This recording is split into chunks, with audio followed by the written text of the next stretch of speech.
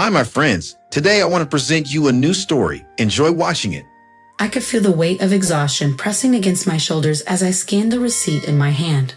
Another grocery bill, another dent in my savings. I stuffed it into my purse with the others, knowing full well that I'd never look at it again. It wasn't like I had a choice. The cashier handed me the last of the bags, and I balanced them on my arms as I stepped outside. The afternoon air was thick, humid, suffocating, almost as if the universe itself was trying to remind me of the pressure I was under. As I reached my car, my phone buzzed. I already knew who it was before I even glanced at the screen. Brian, my younger brother, the one who never seemed to run out of needs. "Hey, Ratch," he drawled, not even bothering with a proper greeting. I was thinking, you know that new gaming console that just came out? Everyone's getting one. Maybe you could. I sighed, gripping the bags tighter. "Brian, do you have any idea how much I've spent on you this month? Rent, groceries, that business venture you tried last week." "That wasn't my fault," he interrupted. How was I supposed to know the market for vintage sneakers was already oversaturated? I shut my eyes, counting to 3 before answering. "Brian, you need to get a job." "I'm trying." Trying doesn't mean rejecting every offer because the work environment doesn't feel right or the manager has bad vibes. He scoffed. "You just don't get it, Rachel. I have standards. You can't expect me to settle for some dead-end job." "Dead end." I let out a humorless laugh. "I work 2 jobs to keep this family afloat. Mom and Dad aren't paying rent and neither are you. But sure, go ahead and tell me about dead ends." There was silence on the other end. For a second, I thought he had hung up. Then, in a clipped voice, he muttered, "I'll figure something out." I wanted to believe him, I really did. But after 2 years of empty promises, how could I? By the time I got home, my parents were in the living room, watching TV. Not once did they acknowledge the grocery bags in my hands. "Rachel, you're late," Mom said, eyes still fixed on the screen. "I was hoping you'd be home sooner. We wanted takeout tonight."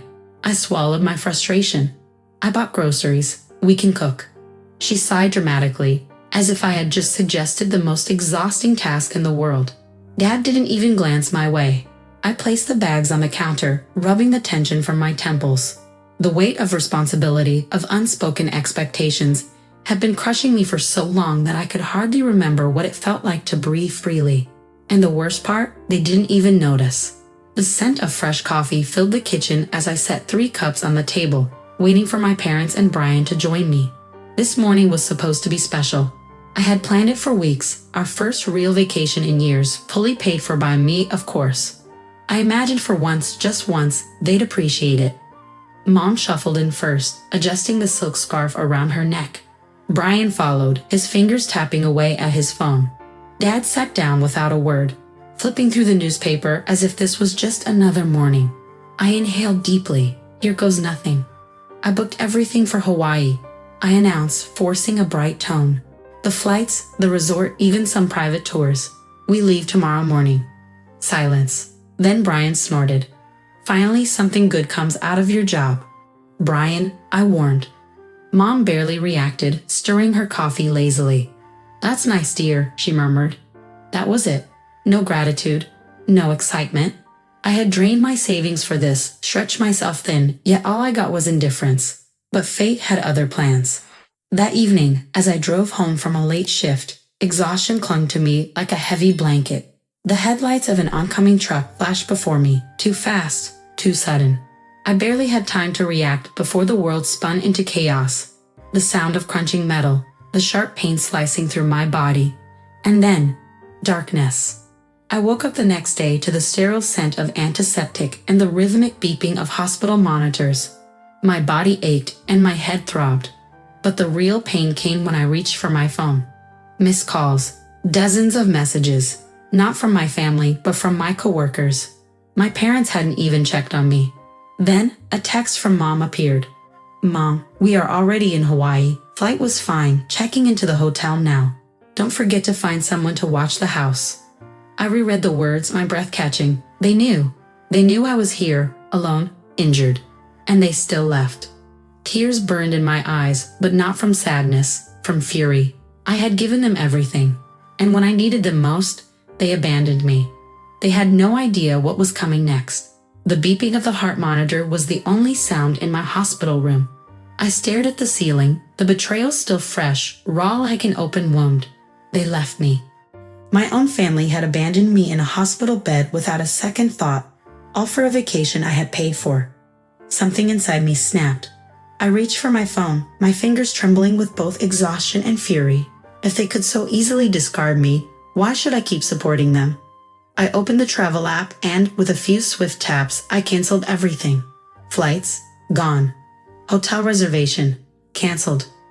Prepaid tours, refunded directly to my account. I could almost see their faces when they're told they have to check out of the hotel. Miss Carter. A nurse peeked in. Are you feeling okay? Never better, I murmured.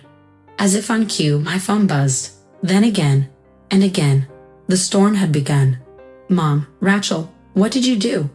Our hotel is saying the reservation is gone. Brian, are you serious? Fix this now. Dad, Rachel, this isn't funny. Call the resort and reinstate our booking. I ignored them, setting my phone on silent. Let them panic.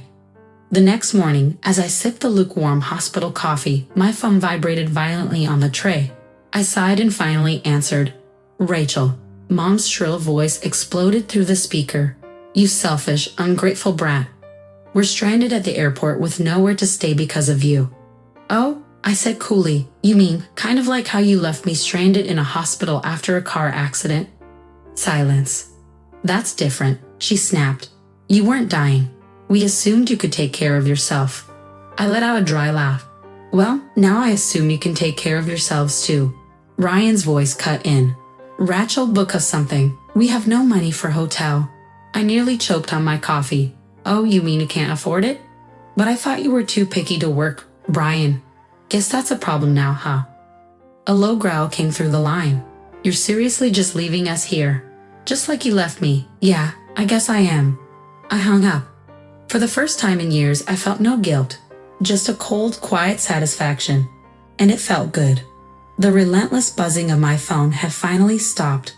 I stared at the dark screen, knowing exactly what it meant. Either they had given up, or they had found another target to blame. I shifted in the hospital bed, wincing at the dull ache in my ribs. The doctor had warned me not to stress myself. But how could I not? My own family had left me, and now they were furious that I had left them to fend for themselves. A knock at the door. My doctor, a tall man with kind eyes, stepped in. Miss Carter, how are you feeling? Better, I said. Less burdened.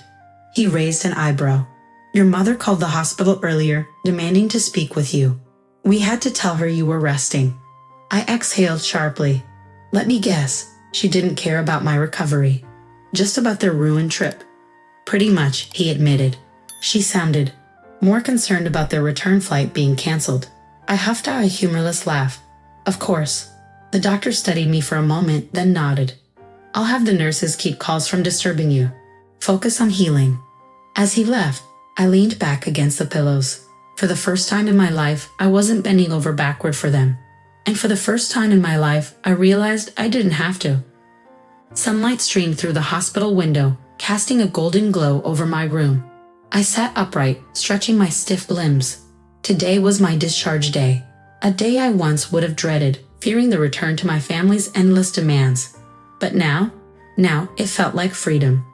As I packed my few belongings, my phone vibrated. A message from my mother flashed across the screen. Mom, I hope you're happy. Me and Dad and Brian had to borrow money to get back. You should be ashamed of yourself. I stared at the words, waiting for the usual guilt to creep in. But it never came. Instead, I smiled and deleted the message, then blocked the numbers of everyone in my family. A knock at the door. My best friend, Natalie, stepped in with a wide grin. Ready to start fresh? I exhaled, feeling lighter than I had in years. More than ready. She tossed me my coat. Good, because I found you an apartment and a new job offer. I blinked at her, stunned. You did what? Natalie smirked. Call it a thank you gift for finally choosing yourself. For the first time in a long time, I laughed. Not out of exhaustion, not out of bitterness, but out of pure, unshackled joy. Friends, what do you think of this story? Write your opinion in the comments. Would you like more stories? Don't forget to subscribe and hit the bell button so you don't miss any videos. See you tomorrow.